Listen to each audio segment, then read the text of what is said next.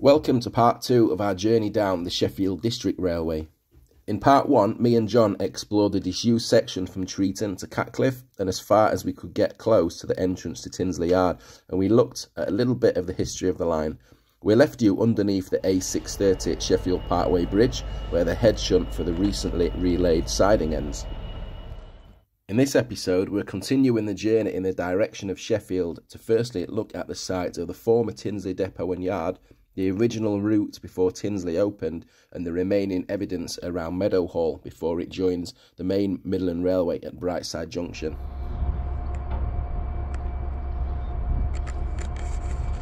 So this is bringing back some memories here from the old Tinsley Open days. So that's looking down now on where part of Tinsley Yard, because it was a lot bigger than this, but this is the container depot. So we were, you can see the bridge in the distance there, the blue bridge, we was just underneath that before, and here's all the containers I was talking about. So a new lease of life for this former bit of railway land. Looking from the bridge on Wood Lane, this splits the Tinsley site conveniently into two parts. The view looking east was the site of the Tinsley Traction Mantenance Depot, whereas looking west would be the old Marshalling Yard. The depot opened in 1964 and was the result of a large rationalisation plan that saw many other depots in Sheffield and the surrounding area close. As we saw in part 1, there was evidence of gantries for electric trains. Part of the depot and yard were electrified in order to handle electric locomotives coming from over the Woodhead line from the Manchester area. So when I hear the name Tinsley Depot, I immediately associate it with Class 47s, which when growing up in the early 90s were one of the most common locomotives stationed at the depot. Growing up in nearby Doncaster, a trip to Tinsley Open days were a family day out. At the 1990 event, as a young child of 9 years old, I have cloudy memories of arriving on a first-generation DMU from Sheffield and alighting onto a temporary wooden platform to be met by lines of tracks, sidings, hump shunts and rows of exotic locomotives. Now, the onset of time hasn't been kind to my memories of the events, but I do remember things like eating my packed lunch, sat on the banking overlooking the site.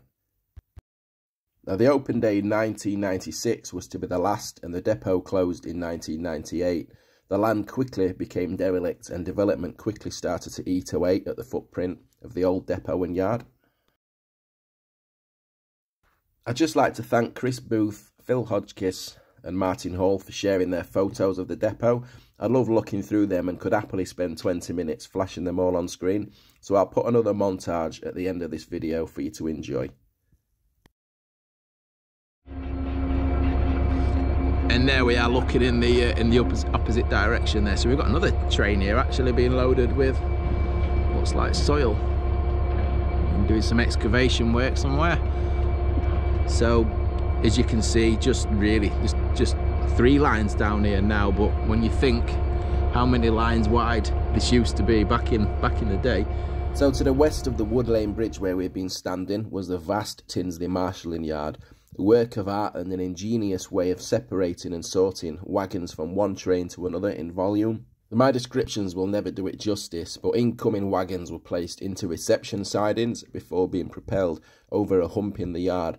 Gravity did the rest, as each individual wagon was routed into its intending siding. Wagons were controlled by a wagon control system built by Dowty, which managed the speed of each wagon. To solve the problem of the inclines and humps in the yard, Tinsley had its own specially adapted shunting locomotive, the Master and Slave Class 13, basically a modified pair of common 08 shunters.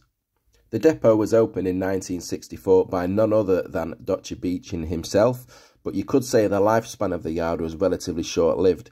The yard's decline accelerated in the 1980s due to the reduction in coal and heavy industry. Parts of the yard did cling on to its sidings thanks to nearby steelworks, but has been a fraction of its former self. Slight correction, they're actually unloading that soil from the wagons.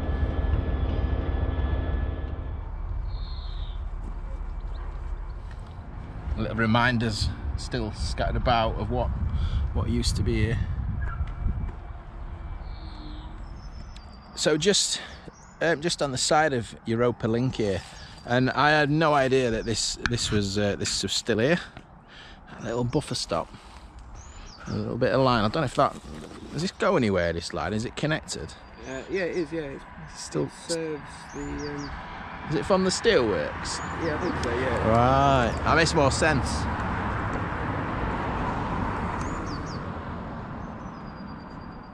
So I've spoken a lot about Tinsley, however this wasn't actually an original part of the Sheffield District Railway. The original alignment ran just to the south of the yard, but the area was re-landscaped when Tinsley Yard and Depot were built as part of the Sheffield Railway Rationalisation plan in the 1960s. We can see the original route as the blue line here, as seen on Railmap Online. You'll notice on that map there was mention of a tunnel, and this is the 80-yard long Tinsley Wood Tunnel. Now the tunnel and neighbouring cuttings were infilled. You won't find any evidence of this old line now, as much of it sits under new roads and development.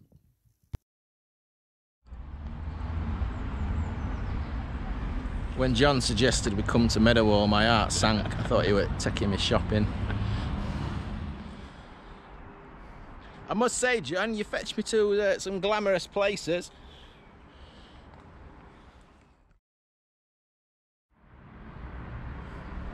So this is the former Brightside station, as John's just pointed out. Bit of a ghost station now. This shut down when Meadowhall interchange opened in the 1990s, which is just within eye shot there. So they were so close together, it made no sense to keep this one open as well. But I do remember coming to Sheffield as a very young boy. The train would stop here and at Attercliffe Road as well. So look at that, protected bars around the signal.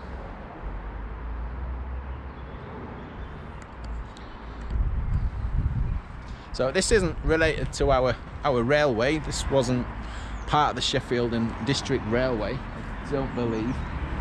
It's just we was just passing, and it's just good to have a look. I've never actually been back and had a look at this station other than speeding through on trains. There's a train coming from Sheffield. So there's the magnificent city of Sheffield just in the distance there.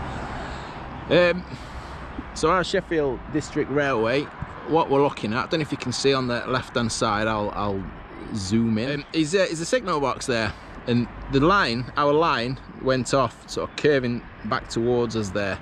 So we've come to the end, basically. We've come to where our Sheffield District line meets the I believe this is the Midland Railway.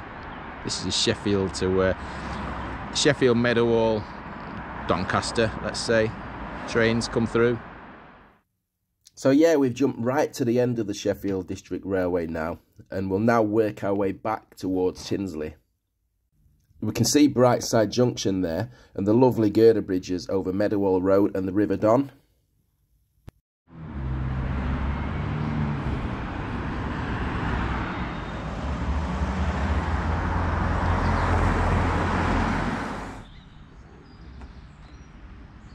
I'm not sure about the Nottingham Forest bit though. This is grim, isn't it?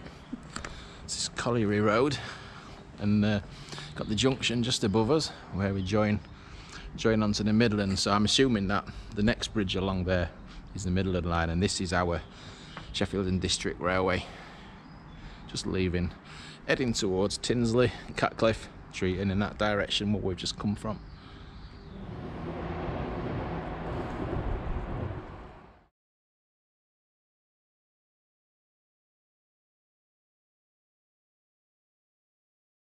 So this is the bridge over the River Don. Got nice little viaducts there. So we've just, there is the start of the line. We've just been looking at its junction with the Midland Railway, or the existing railway. So it's coming along, it's basically coming along the back of Meadowhall now, heading off towards Tinsley. So this is the end of the bridge we've just been stood looking at over the river. There's a little bit of viaduct at this end. It's quite well railined off, so we're not going to be I say breaking in, but you know what I mean. But it's pretty overgrown on there. Don't think really that much to see, to be honest. Looks like a bit of a struggle getting through. But let's put the camera through. You can see some nice coping stones on top there.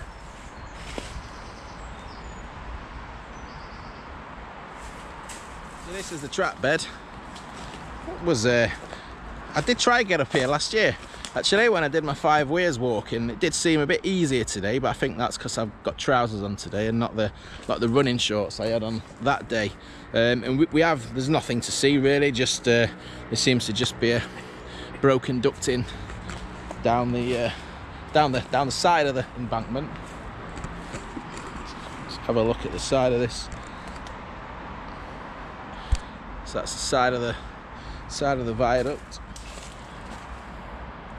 It's Meadowhall there, just by the side of it. So we've walked along the, well, we've done a bit of the track bed, but we're walking alongside of the track bed now.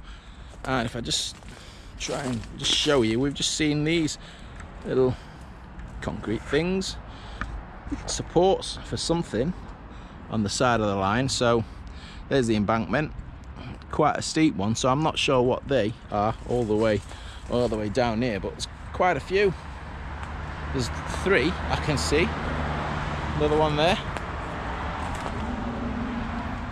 So we can see on Google Maps that the old route is still clearly visible around the south side of the Meadowhall shopping centre.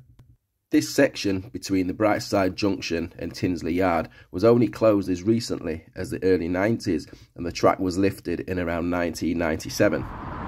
So, point here where the railway crosses the road. Can't remember what this road's called now, I'll flash it on screen. And we've got one abutment at that side, but this side it's just a banking, plenty of rubble.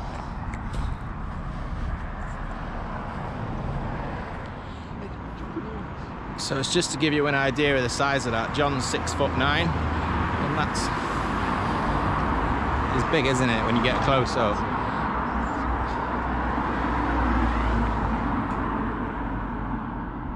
So when just in context for where we are at the minute, Meadowhall, right behind us here. Here's our embankment again, just up slightly from that bridge we've just been stood at.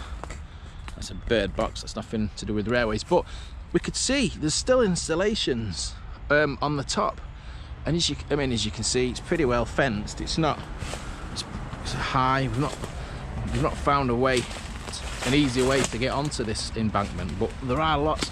I mean, there's sleepers there on the side. In fact, there's a sleeper right here.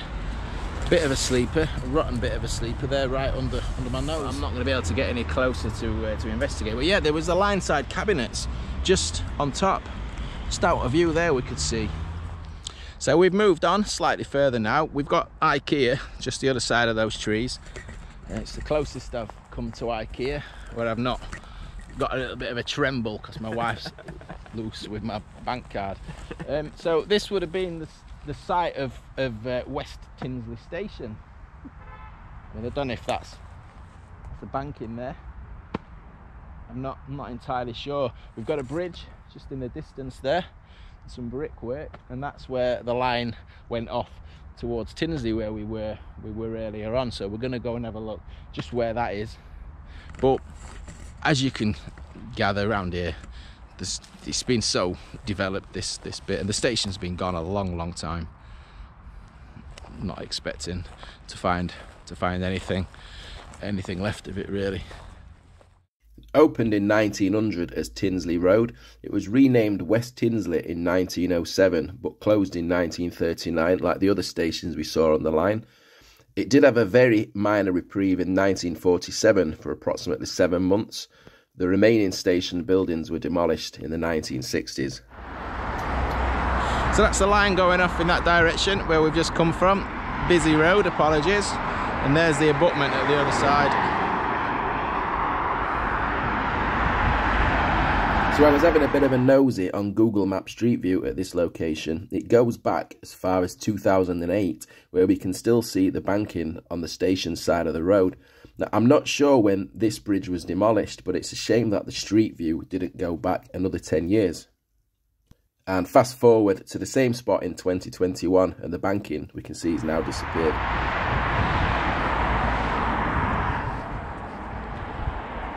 It's the less sexy side of the bridge. Yeah, it is, isn't it? That's great. I wonder why they've left that. Why they've not just knocked that down on the side of the road. They've obviously done a lot of work here when they built the IKEA, but they've left that abutment. For people like us, it's a bit of local history.